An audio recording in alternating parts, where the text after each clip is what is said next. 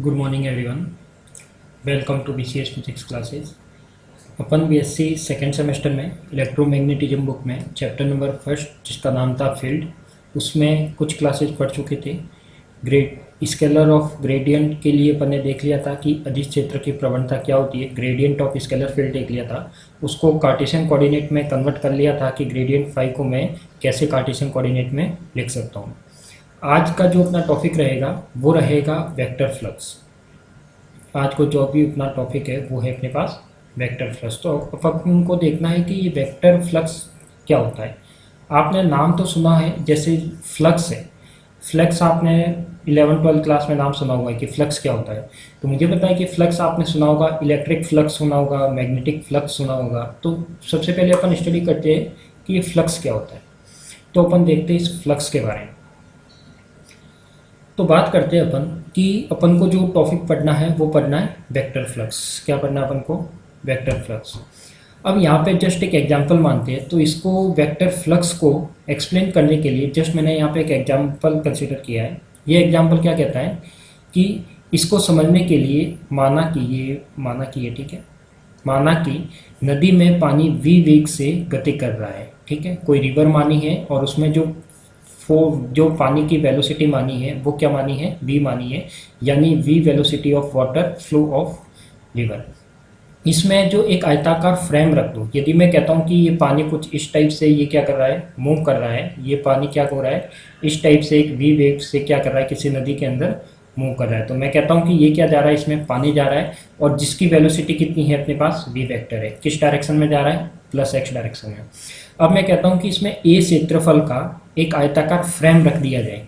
a क्षेत्रफल का एक आयताकार फ्रेम रख दिया जाए तो फ्रेम से निर्गत प्रति सेकंड पानी की मात्रा पानी का फ्लक्स कहलाता है। अब इसमें क्या रखना है? मुझे कोई फ्रेम रखना है। तो ये मैंने क्या रख दिया? इसमें कोई आयताकार फ्रेम रख दिया। अब देखो, यदि मैं कहता हूँ कि ये फ्रेम मैंने रखा है, अब फ्रेम रखने की कंडीशन अलग अलग हो सकती है, अलग अलग एंगल हो सकता है, अलग अलग कंडीशन बन सकती है। तो जो इसमें डेफिनेशन बनती वो क्या बनती है कि मैं फ्रेम को इस टाइप से रखूं कि पर सेकंड में या निर्गत प्रति सेकंड में, क्या प्रति सेकंड में फ्रेम्स के अंदर से जो पानी पास आउट होके जाएगा, क्या कहूँगा कि यदि मैंने कोई ये सरफेस एरिया ले लिया जो मैंने क्या माना है? रेक्टेंगुलर फ्रेम माना है। इस फ्रेम के अंदर से पर यूनिट सेकेंड जितना पानी फ्लो होगा वही इसका क्या कहलाएगा? पानी का फ्लक्स कहलाएगा। तो मैं लिख सकता हूँ कि यहाँ से ये रेक्टेंगुलर फ्रेम है, इस फ्रेम के अंदर से पानी v वेलोसिटी से मूव करता है। तो एक सेकेंड में या पर यूनिट सेकेंड में जितना पानी इस फ्रेम के अंदर से पास आउट होगा वो क्या है? इसका फ्लक्स है। तो मैंने लिखा है कि यहाँ पे निर्गत, देखो फ्रेम से निर्गत प्रति सेकंड पानी की मात्रा पानी का क्या कहलाता है? फ्लक्स कहलाता है। और यह फ्लक्स पानी का वेग v तथा फ्रेम का क्षेत्रफल a के मध्य कोण पर निर्भर करता है। अब कोण पर निर्भर कैसे करेगा? मुझे पता है कि ये जो पानी है v है, पानी की वेलोसिटी v वेक्टर है।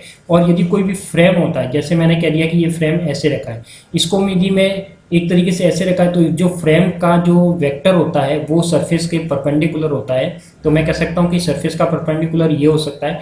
यानी मैंने कह दिया कि जैसे कोई आप एक टेबल के ऊपर किसी बुक को नॉर्मल तरीके से रखते हो, क्या करते हो? टेबल के ऊपर किसी बुक को नॉर्मल तरीके से रख के देखो तो उसका जो सरफेस वेक्टर होगा वो उसके परपेंडिकुलर होगा, यानी टेबल से ऊपर की ओर होगा।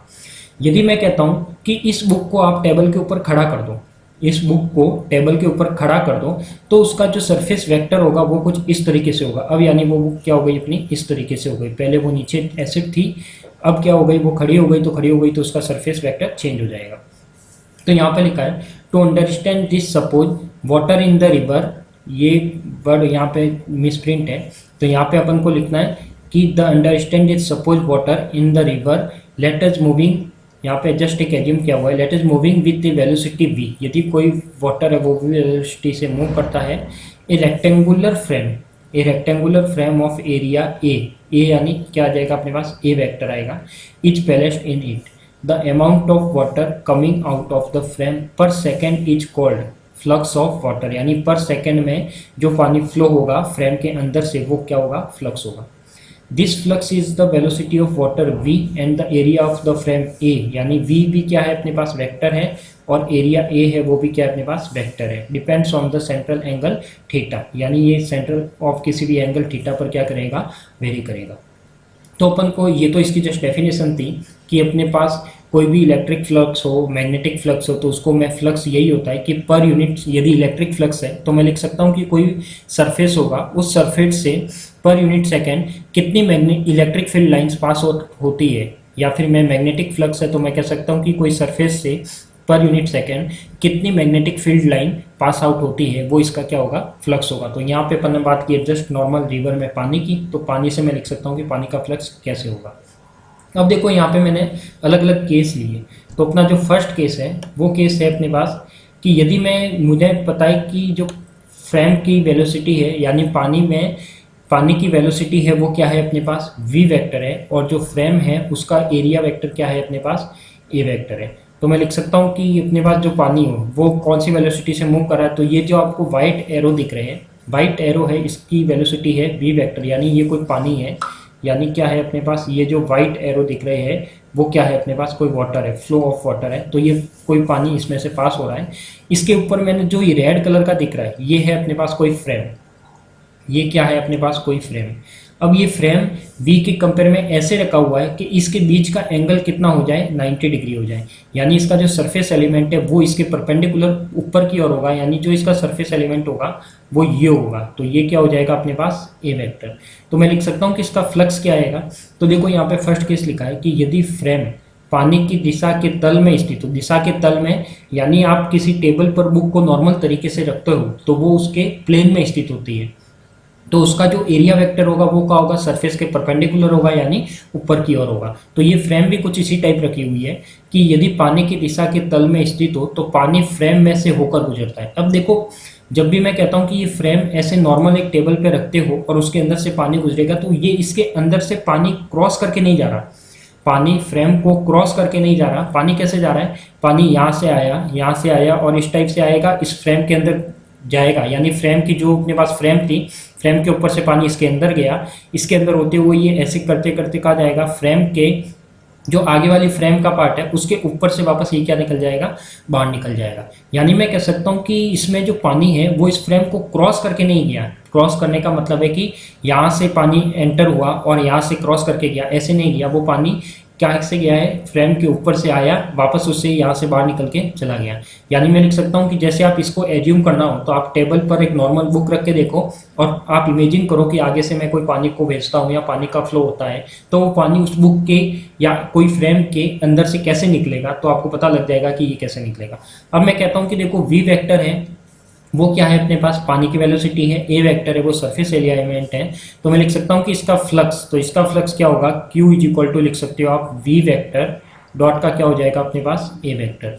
तो ये होता है अपने पास क्या, Q is equal to V A, साथ में क्या हो जाएगा अपने पास कॉस थीटा। और मुझे पता है कि V और A के बीच में एंगल कितना बन रहा है, 90 बन रहा है। तो जो angle between V and A, तो मुझे पता है कि यहाँ पर थीटा कितना हो जाएगा अपने पास 90 डिग्री।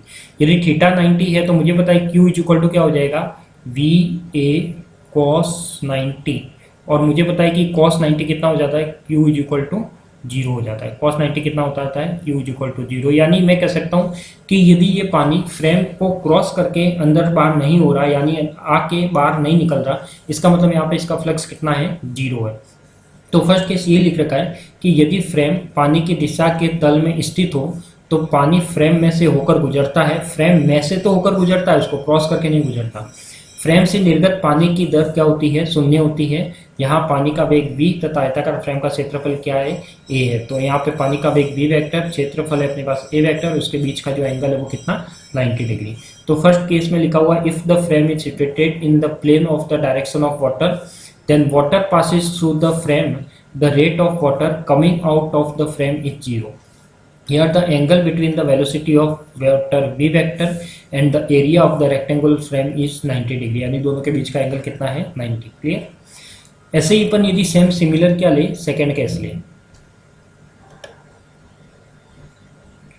देखो सेकंड केस क्या दिख रहा है आपको, सेकंड केस मेरे पास दिख रहा है कि यदि फ्रेम पानी की दिशा के तल के लंबवत हो, क्या हो अपने पास, यदि फ्रेम पानी की दिशा के तल के लंबवत हो। अब मैंने मान लिया कि यदि फ्रेम है वो पानी की दिशा के लंबवत, यानी कैसे लंबवत होगा, जैसे आप किसी बुक को टेबल के ऊपर खड़ा करो, पहले तो क्या थी, टेबल के ऊपर नॉर्मल तरीके से रखी गई थी, अब उसको क्या करना है, बुक को खड़ा करो, खड़ा करोगे तो अब आगे से यदि कोई पानी आता है तो वो फ्रेम को क्रॉस करके निकलेगा, यानी उसके अंदर से पास आउट होगा। तो मैं लिख सकता हूँ कि यदि फ्रेम पानी की दिशा के लंबवत स्थित हो, तो मैं लिख सकता हूँ जो पानी जो रेड कलर का एरो दिख रहा है वो तो बताएगा वी वेक्टर। और मैं कह सकता हूँ कि यदि जो सरफेस एरिया एलिमेंट है, यदि आप टेबल के ऊपर बुक को खड़ा करते हो तो उसका ए भी किधर होगा, ये वाला होगा, यानी वी और ए के बीच की जो डायरेक्शन है वो क्या है, सेम है, यानी यहाँ पर थीटा कितना हो जाएगा, 0 डिग्री। तो मैं लिख सकता हूँ कि पानी फ्रेम के अंदर से गुजरता है। पहले क्या था, पानी फ्रेम के अंदर से नहीं गुजर रहा था, उसके ऊपर से जा रहा था। अब फ्रेम से निर्गत पानी की दर क्या होती है, अधिकतम होती है। यहाँ पर पानी का वेग v वेक्टर तथा आयताकार फ्रेम का क्षेत्रफल a वेक्टर है और उसके बीच का एंगल कितना है, 0 degree. If the frame is located perpendicular to the direction of water, then water passes inside the frame, the rate of water coming out of the frame will be maximum. Here the angle between the velocity of the water v and area of the rectangular frame 0 degree. तो यहाँ पे कहने का meaning है कि मुझे यदि flux निकालना है तो ये क्या हो जाएगा अपने पास v और साथ में क्या हो जाएगा a वेक्टर, और मुझे पता है कि यहाँ पे क्या आ जाएगा q is equal to V A और साथ में क्या हो जाएगा cos 0 डिग्री। क्यों, क्योंकि एंगल कितना बन रहा है, 0 डिग्री। तो मुझे पता है कि q इज इक्वल टू क्या आ जाएगा वी ए, cos 0 डिग्री कितना होता है अपने पास, 1 होता है। तो ये वाला जो फ्लक्स होगा वो क्या होगा अपने पास, मैक्सिमम केस होगा। क्या होगा, मैक्सिमम, क्योंकि ये 0 हो गया और cos 0 की वैल्यू कितनी होती है, 1 होती है, मतलब cos 0 के लिए वो क्या बन जाएगा, मैक्सिमम बन जाएगा। तो मैं लिख सकता हूँ कि Q is equal to Q maximum is equal to अपना जो भी फ्लक्स मिलेगा वो क्या मिलेगा, Q is equal to V A मिलेगा। क्या मिलेगा, वी ए। तो इस तरीके से ये हो जाएगा अपना सेकेंड केस। ऐसे ही होता है अपने पास सेम थर्ड केस। देखो अब थर्ड केस की बात करते हैं।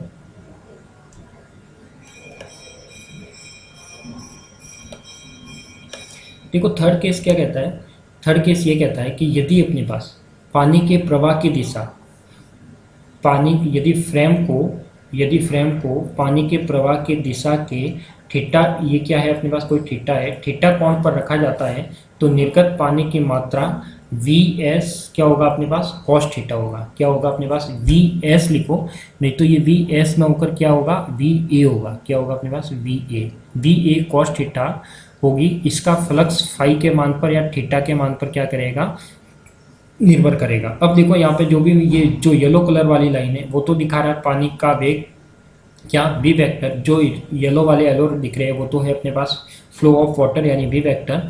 और ये जो रेक्टेंगुलर फ्रेम है ये देखो कैसा रखा हुआ है, थोड़ा सा टेढ़ा रखा हुआ है, यानी तिरछा रखा हुआ है, यानी किसी एंगल पर झुका हुआ है। यानी मैं कह सकता हूँ कि इसका जो सरफेस एलिमेंट आएगा, यदि इसका सरफेस एलिमेंट आएगा वो इसका क्या आएगा अपने पास, ए वेक्टर इस साइड आएगा। तो मैं कह सकता हूँ कि इसके बीच में एंगल कितना होगा, थीटा होगा। तो ये एंगल क्या है अपने पास, थीटा। तो मैं लिख सकता हूँ कि इसका जो फ्लक्स होगा थीटा के मान पर निर्भर करेगा। इस थीटा को मैं चेंज भी कर सकता हूँ, इस फ्रेम को मैं इस तरीके से क्या कर सकता हूँ, घुमा भी सकता हूँ। तो मैं लिख सकता हूँ कि यहाँ पे the flux will depend on the value of theta. कैसे, यदि मुझे पता है कि Q जो इसका फ्लक्स है वो क्या है अपने पास, V वेक्टर डॉट का हो जाएगा अपने पास A वेक्टर, तो Q इज इक्वल टू क्या हो जाएगा अपने पास, VA, साथ में क्या हो जाएगा अपने पास, कॉस थीटा। अब यदि ये थीटा की वैल्यू जैसे जैसे आप चेंज करोगे इसका Q क्या होगा, चेंज होगा। तो ये क्या हो जाएगा, इसका फ्लक्स हो जाएगा Q is equal to VA cos theta हो जाएगा। क्या हो जाएगा, फ्लक्स इसका हो जाएगा Q is equal to VA cos theta. Clear. तो ये तो अपने पास था क्या, फ्रेम को कैसे वेक्टर फ्लक्स के रूप में डिफाइन कर सकते हैं और इसमें कैसे इसका एंगल आ सकता है। तो ये हो जाएगा अपने पास, कहीं पर Q मैक्सिमम हो सकता है, कहीं पर Q मिनिमम हो सकता है, कहीं पर Q भी एक कॉस थीटा पर डिपेंडेंसी शो कर सकता है। तो इस तरीके से ये अपना एक फ्लक्स का कंसेप्ट है। इसी में और आगे देखते हैं। तो आगे है अपने पास कि फ्लक्स की परिभाषा को, तो मैं कह सकता हूँ कि यहाँ पे अपन ने लिखा है कि फ्लक्स की परिभाषा को क्या करते हैं अपन, वेक्टर फ्लक्स के लिए या वेक्टर फील्ड के लिए यूज करते हैं। तो यहाँ पे लिखा है अपन ने फ्लक्स, ये फ्लक्स नहीं है, ये फ्लक्स है। ठीक है, क्या है अपने पास, फ्लक्स। ये वाली जो टर्म है ये क्या है अपने पास, फ्लक्स है। देखो ये नोट्स है, वो नोट्स मेरी खुद की लैंग्वेज में बनाए हुए हैं, तो इसमें कोई मिसप्रिंट है तो मैं ऐसे ही बता दूंगा, तो आप नोट्स में वो नोट डाउन कर लेना। फ्लक्स की परिभाषा को सदिश क्षेत्र के लिए उपयोग में लेते हैं। किसके लिए उपयोग में लेते हैं, वेक्टर फील्ड के लिए उपयोग में लेते हैं, जिसको बल रेखा द्वारा व्यक्त किया जाता है। किसके द्वारा व्यक्त किया जाता है, बल रेखा के द्वारा व्यक्त किया जाता है।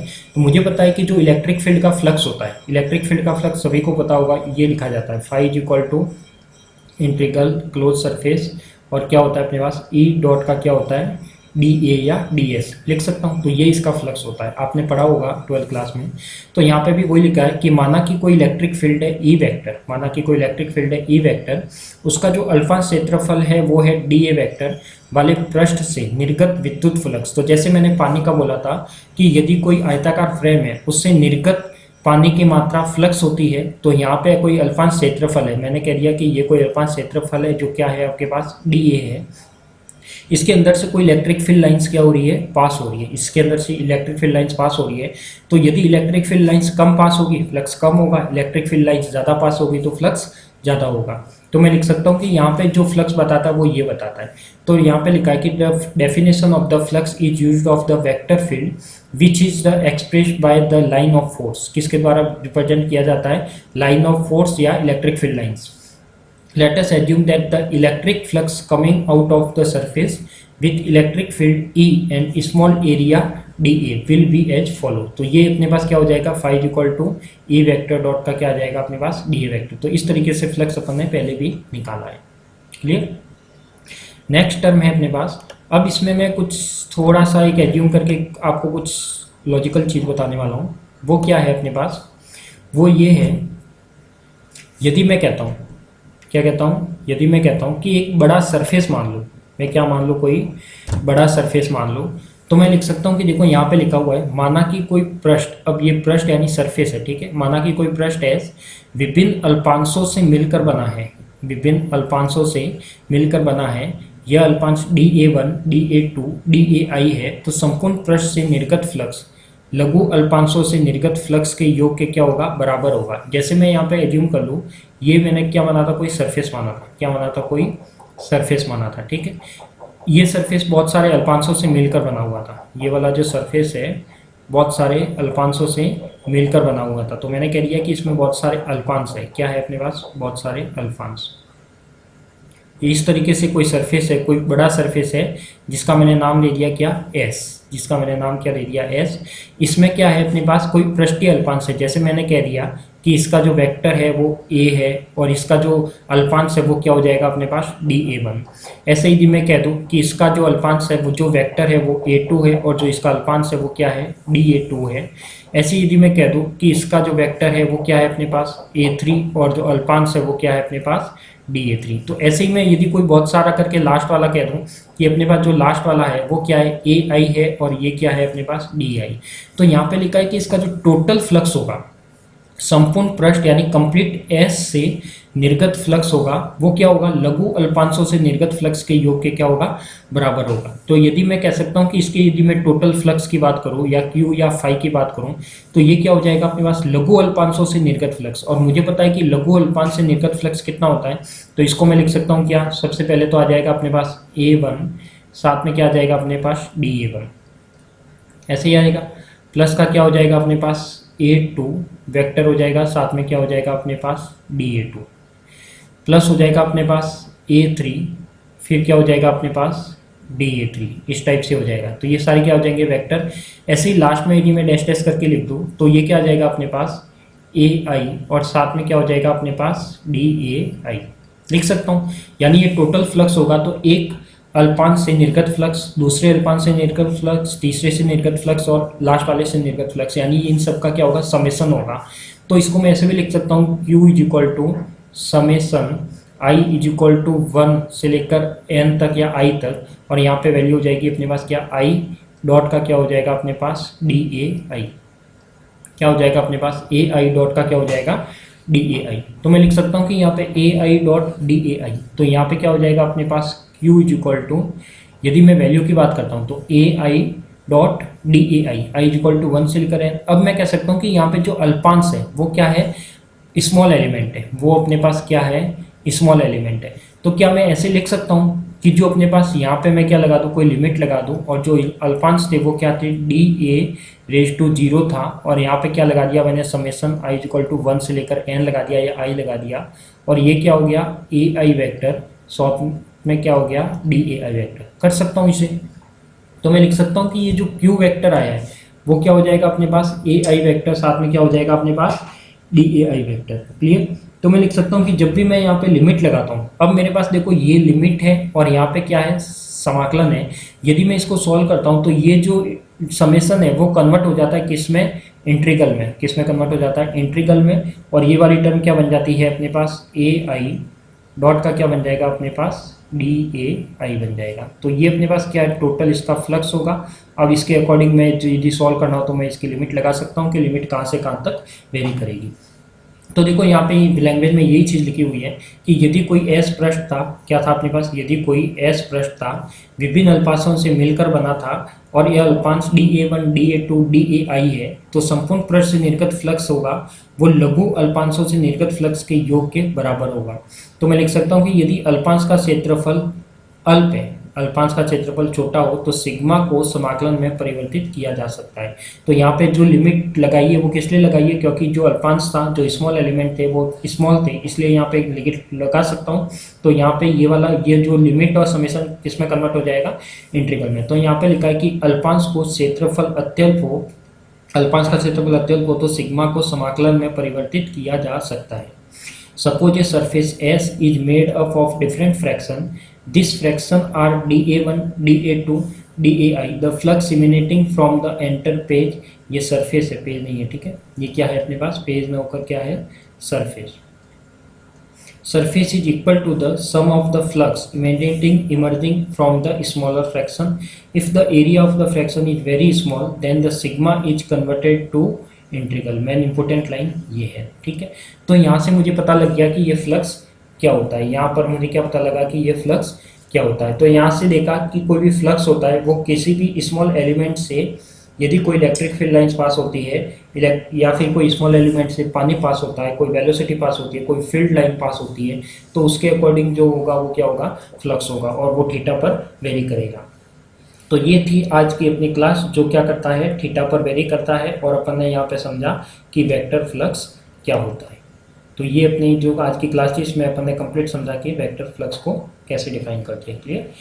तो मिलते हैं अपन नेक्स्ट क्लास में एक नए टॉपिक के साथ। आज के लिए थैंक यू।